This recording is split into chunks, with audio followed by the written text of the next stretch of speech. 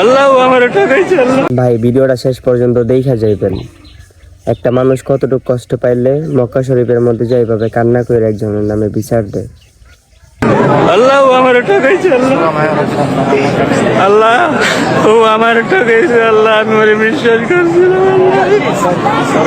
ও শুধু আমার ঠকায় না আল্লাহ, তোমার ঠকাইছে আল্লাহ। ও তোমার পবিত্র কোরআন শরীফ ধরে শপথ করছিল বলে আমি তার বিশ্বাস করছিলাম আল্লাহ। ও আমার খুব ভাবে ঠকাইছে আল্লাহ, তুমি ওর বিশ্বাস করো আল্লাহ। ও 30 বারে কোরআন শরীফ শপথ করেছিল বলে আমি তার বারবার বিশ্বাস করছিলাম আল্লাহ। ও যে আমার তো বাবা 5 বাবার ঠকাই বললো, আমি বিশ্বাস করি না আল্লাহ। ওর বিচার তুমি করো আল্লাহ।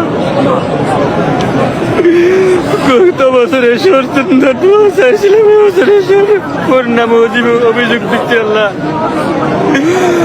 গত বছর তোমার দরবারে এসে ওর জন্য দোয়া চাইছিলাম, এবছর এসে মানুষটা কত না কষ্ট করছে যে মক্কা শরীফে যায় কান্না করে ওরা বিচার দিতেছে।